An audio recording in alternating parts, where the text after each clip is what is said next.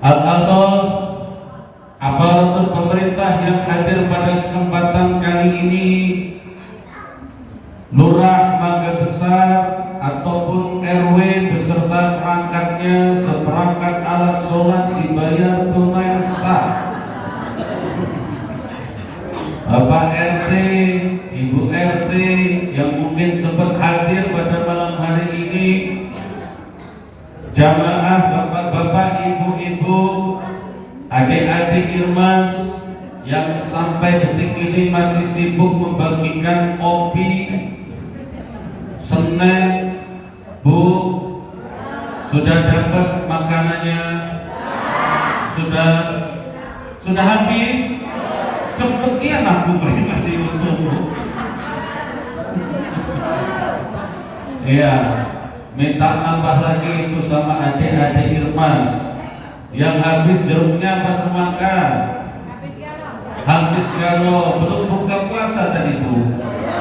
Belum. Alhamdulillah.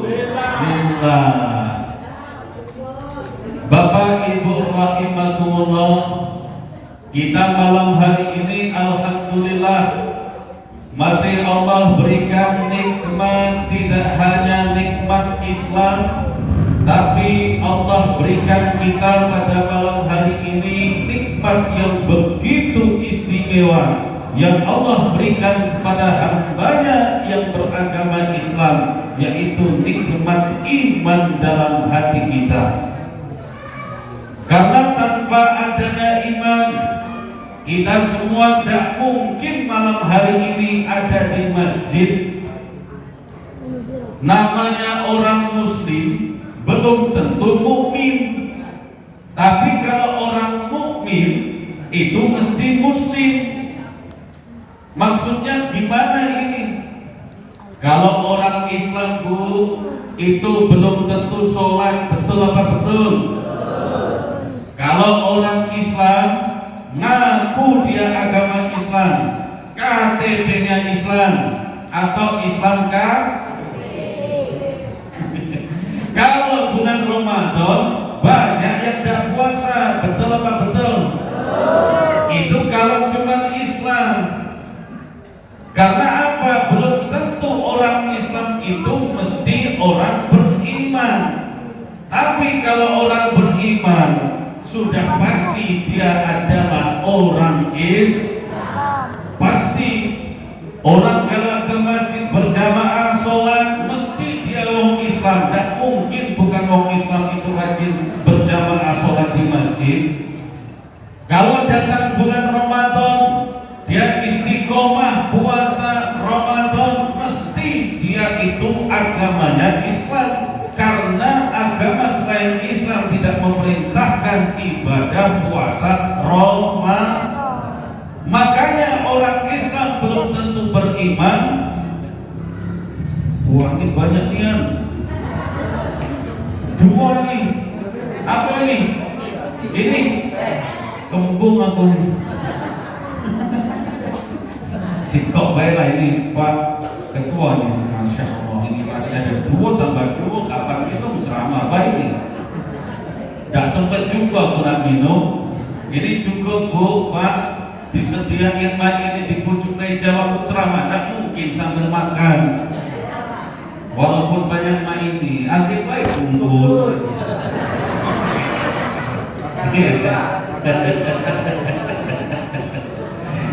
Bapak Ibu rahimakumullah, maka jadi orang Islam belum tentu taat ibadah.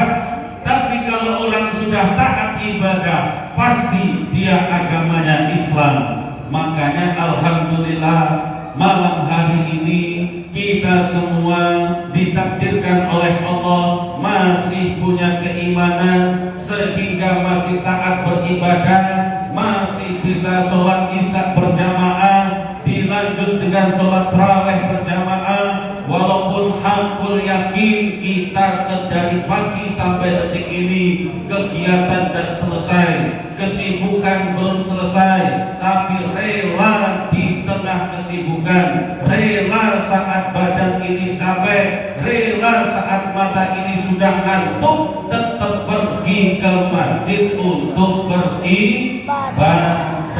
Alhamdulillah. Itu istimewanya orang beriman, Bu. Kalau orang sudah dicabut oleh Allah iman dalam hatinya, capek dikit, jadilah aku sholat tarawih dulu malam ini, lagi capek. Betul apa betul? Mana lamo, mana jadwal imam yang mendayu-dayu malam ini, mana suratnya panjang-panjang. Makanya Ustaz, kalau musim tarawih ini, ustadz-ustadz yang bacaannya bagus-bagus malah justru dibenci sama jamaah. Ini agak aneh, saya juga agak heran ini. Apalah ustadz yang bacaannya bagus, tartilnya bagus, tajwidnya bagus, musim tarawih ini malah dibenci sama jamaah, Bu. Di sana, kalau di sini enggak kate bedanya sama yang di sana. Sama betul. Ya, begitu imamnya dari bismillah sudah kayak Ustaz Bobi tadi. Bismillahirrahmanirrahim. Ibu-ibu yang di belakang dalam hati, lamoy mesti. Baru bismillah lama itu. Lamoy mesti. Ngapa bukan Ustaz yang kemarin baik? Ustaz yang kemarin cepat selesai, yang kedengaran cuma walad boleh baik, langsung Allahu Akbar. Nah ini agak aneh memang kita ini, Pak. Justru yang bacaannya bagus di bulan Al-Quran, orang yang bacaannya bagus saat iman malah justru udah disukai sama jamaah.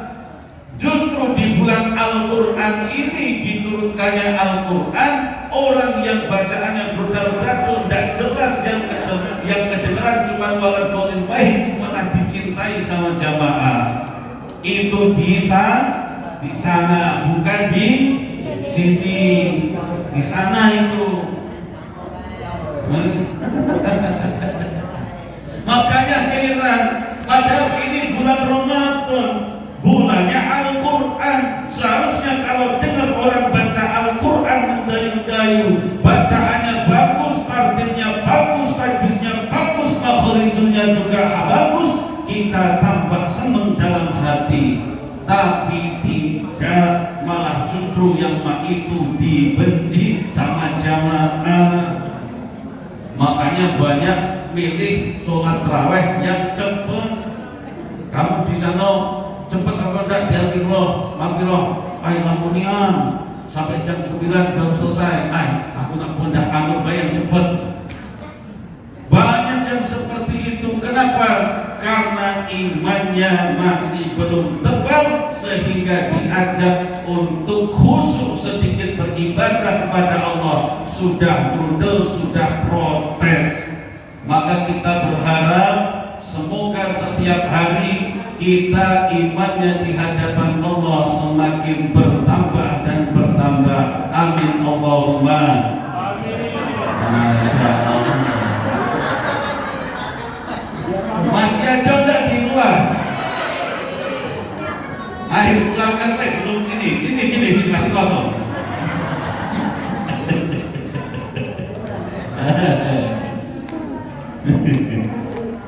Bapak Ibu rahimakumullah, kita pada malam hari ini hakikatnya itu dikumpulkan oleh Allah, bukan takbir masjid yang mengumpulkan, bukan Pak Ketua Masjid yang mengumpulkan, tapi hakikatnya yang mengumpulkan kita pada malam hari ini adalah Allah Subhanahu wa Ta'ala. Pak Ketua, takbir masjid itu hanya sebagai sarana, hanya sebagai wasilah, hanya sebagai perantara. Sebelum Allah menciptakan langit dan bumi, kita sudah ditulis oleh Allah kalau malam hari ini bakalan ngumpul di masjid ini. Makanya Bu, takdir kita sudah Allah tuliskan. Malam hari ini, detik ini, kita bakalan ketemu di Masjid Al-Maghfirah. kita bakalan ngumpul di Masjid Al-Maghfirah. Makanya yang mengumpulkan kita pada malam hari ini hakikatnya adalah Allah Subhanahu wa Ta'ala. Tidak ada satupun di dunia ini terjadi di luar kuasa Allah. Tidak ada di dunia ini terjadi di luar kehendak Allah. Semua terjadi atas kuasa Allah Subhanahu wa Ta'ala. La haula wa la quwwata illa billahil aliyyil azim. Semua yang terjadi pasti kuasa Allah. Semua yang terjadi pasti kehendak Allah. Makanya dulu ada anak muda ini, anak muda kayak anak-anak Irmas ini Pak, datang ke pesantren, datang ke kiai, ngadu, kiai, aku ini lagi banyak masalah, makanya aku datang ke sini kiai. Ada apa anak muda? Masalahku banyak kiai. Apa masalah kamu? Ya pokoknya banyak. Pekerjaan aku bermasalah, ekonomi aku bermasalah kiai, rumah tangga aku bermasalah, bini aku bermasalah, anak aku bermasalah, bahkan tetangga-tetangga aku juga galak bikin masalah kiai. Makanya aku datang ke sini kiai, pengen minta obat, pengen dinasihati. Apa kata kiainya Pak? Wahai anak muda, sebelum aku kasih nasihat, aku nak nanya dulu. Satu, yang pertama, saya tanya anak muda, kira-kira ada pada di dunia ini yang terjadi di luar kuasa Allah? Kata anak muda tadi, pada kate kiai, semuanya terjadi atas kehendak Allah, semua terjadi atas kuasa Allah. La tataharraku darratun illa biidznillah. Bahkan sekecil darah pun tidak akan pernah bergeser kecuali atas kehendak Allah. Oh, pintar kamu anak muda. Jawaban kamu yang pertama ini benar. Pertanyaan yang kedua, anak muda, kira-kira kalau ada yang hidup dan yang mati di luar kuasa Allah itu ada benda?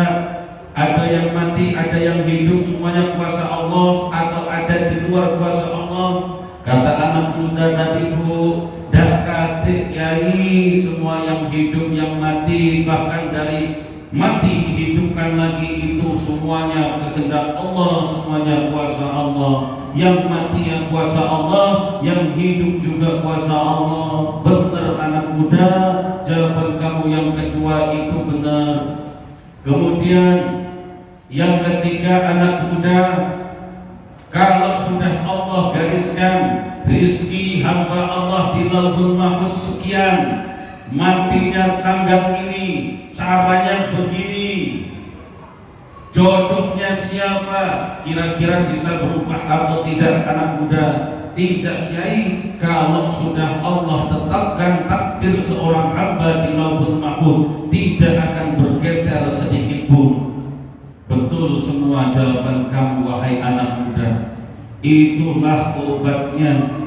Sebenarnya kamu sudah dapat obatnya dari diri kamu sendiri.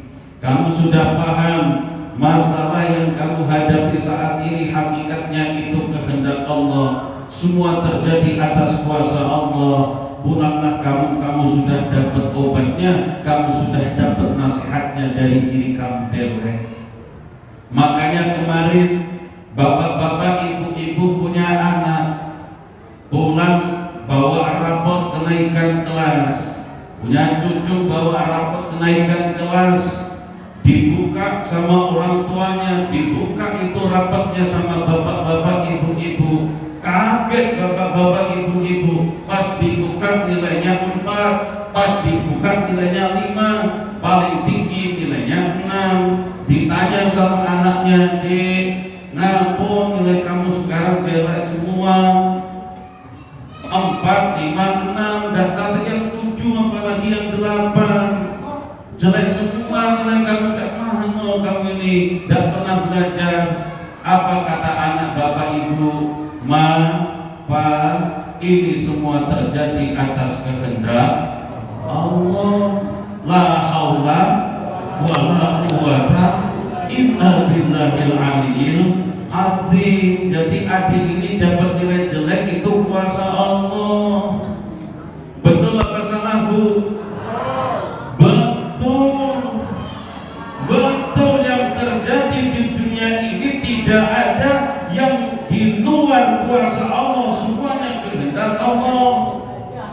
Ibu-ibu punya suami yang masih, maksudnya saya nanya, suaminya ada yang masih, banyak yang masihnya.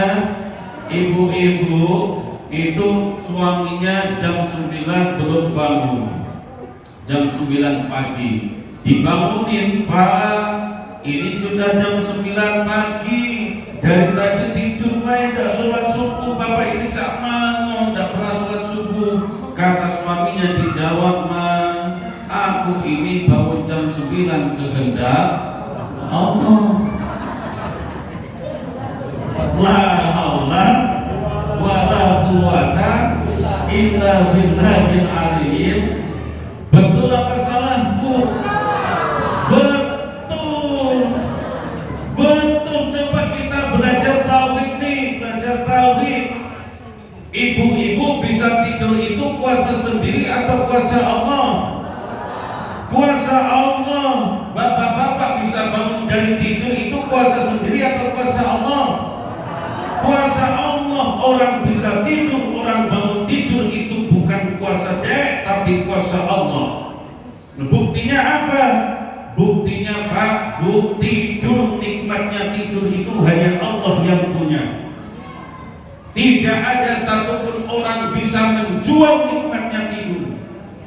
Kalau yang jual kipas angin banyak, yang jual AC banyak, yang jual spring bed banyak, tapi bapak-bapak, ibu-ibu keliling Prabu Muli dari ujung ke ujung dan bakalan ketemu toko yang jual nikmatnya tidur. Di sini sedia nikmatnya tidur, ada benar? Dan ada, tidak kate. Kalau di sini jual spring bed yang empuk, yang mahal banyak, jual kipas angin yang kenceng, anginnya banyak, jual AC yang dingin banyak, tapi yang jual nikmatnya tidur tidak kate. Walaupun kata orang, kalau nyewa hotel, pesen kamar hotel bintang 7, bintang berapa, Bu? Bintang 7. Sing malam. Oh, indah Pak, ini kan bintang 7 itu hotel yang dekati atap langsung bisa lihat bintang. Jadi di pucuknya hotel bintang 5. Walaupun nginap di hotel bintang 5, nginap di hotel bintang 7 pun tidak bisa menjamin orang yang tidur di hotel bisa nyenyak tidurnya. Betul apa betul? Katanya kalau emper di jalan pakai tikar, pakai kardus dan nyenyak tidurnya, bohong. Buktinya banyak orang di tengah jalan, di pinggir trotoar, di depan ruko itu hanya pakai alas tikar, hanya pakai kardus, ngorok nyenyaknya tidurnya. Itu bukti tidur itu kuasa Allah. Yang membangunkan juga Allah. Makanya benar suami kalau dibangunkan jam 9 jawabannya, "Ma, aku bangun jam 9 ini kuasa Allah, bukan kuasa aku." Betul, tapi ingat di dalam Al-Quran ada ayat, "Wa nafsin wa ma sawwaha fa alhamaha fujuraha wa taqwaha." Ada kehendak Allah yang Allah ridhoi, ada kehendak Allah yang tidak Allah ridhoi. Ada yang fujur, fujur itu yang jelek, yang Allah tidak ridho. Ada kita punya anak dan pernah disekolahkan dan pernah dititipkan pada ustaz-ustazah untuk ngaji, akhirnya tidak baca Al-Quran, yaitu kehendak Allah, tapi Allah tidak ridho kalau anak kita tidak tahu agama. Allah lebih ridho ketika kita orang tua menitipkan anak kita kepada ustaz-ustazah belajar alif bata, kenal toharoh, bisa sholat, bisa baca Al-Quran. Allah lebih ridho yang seperti ini. Memang dua-duanya kehendak Allah, tapi ada yang Allah ridhoi, ada yang Allah tidak ridhoi. Bangun jam 9 ya kuasa Allah. Bangun jam 4 sholat subuh juga kuasa Allah. Kita tinggal milih, mau bangun jam 4 ya kehendak Allah, atau bangun jam 9 ya kehendak Allah. Tapi ingat, ada yang Allah ridho dan ada Allah Allah tidak ridho. Kira-kira yang bangun jam 4 sholat subuh sama yang jam 9 tidak pernah sholat subuh, mana yang Allah ridhoi? Nah, bagus, ibu-ibu pintar 100, dapat hadiah ujung. Makanya memang semua kuasa Allah, kehendak Allah, tapi ada yang Allah ridhoi, ada yang Allah tidak ridhoi. Makanya pertemuan kita pada malam hari ini mudah-mudahan menjadi pertemuan yang diridhoi oleh Allah Subhanahu wa ta'ala. Amin Allahumma amin Allahumma amin. Bapak Ibu rahimakumullah, tadi dibacakan di awal oleh Ustaz Bobi. Di dalam surah Al-Baqarah disebutkan Syahrul Ramadan alladzi unzila fihil Quran. Di bulan Ramadan itu adalah bulan diturunkannya Al-Quran oleh Allah Subhanahu wa ta'ala. Untuk apa Allah Subhanahu wa ta'ala menurunkan Al-Quran? Hudan linnas wa bayyinatin minal huda wal furqan, untuk menjadi petunjuk bagi manusia mana yang hak, mana yang batil, mana yang benar, mana yang salah. Itu semuanya petunjuknya ada di dalam Al-Quran. Makanya diturunkan Al-Quran oleh Allah Subhanahu wa ta'ala. Itu buku petunjuk kita semua manusia. Allah punya produk namanya makhluk. Produk Allah itu makhluk. Produknya apa? Produknya manusia. Allah juga menciptakan atau mengeluarkan buku pedoman, buku petunjuk namanya Al-Quran. Ada pabrik motor, ada pabrik mobil, pabrikan Toyota, keluarlah mobil Toyota, mesti buku panduannya juga Toyota. Dan mungkin Suzuki, dan mungkin rusak Pak kalau mobil Toyota kemudian buku panduannya Suzuki. Masa kemudian mobil seharusnya diisi Pertamax malah diisi Pertalite misalkan. Nah, sekarang beli Pertalite kan ujung-ujungnya Pertamax juga. Nah, kebalik ya. Ya gitu. Rusak ujung-ujungnya karena tidak sesuai dengan buku panduan. Makanya agar kita tidak rusak, agar kita tidak melenceng, Allah kasih buku panduannya namanya Al-Quran. Hudan linnas, untuk manusia. Al-Quran ini hanya untuk manusia, bukan untuk malaikat, apalagi untuk hewan. Hewan itu tidak ada buku petunjuknya. Yang disuruh pakai petunjuk itu hanya manusia. Yang dikasih Al-Quran itu hanya manusia. Hewan tidak dikasih itu. Makanya hewan sampai ini hari bebas hidupnya, tidak pakai aturan. Apa pernah kemudian bapak ibu lihat ayam lewat depan orang yang sepuh kemudian permisi itu, ngangkat kaki sebelah itu, tidak kate aturan. Apa pernah kemudian ada kucing masuk rumah ibu-ibu, ketok pintu dulu bu, dan karena hewan tidak punya aturan. Dan buku petunjuk Al-Quran hanya untuk manusia. Hewan bebas, tidak pakai aturan. Makanya Pak, Bu, kalau ada manusia tidak pakai buku petunjuk, itu ya seperti hewan. Banyak itu kejadian anak bunuh wong tua bunuh anak. Itu kenapa bisa seperti itu? Karena hilang akalnya, sudah hilang. Makanya kelakuannya kayak hewan. Mohon maaf, ada anak kemudian durhaka ke orang tua, itu karena hilang akalnya.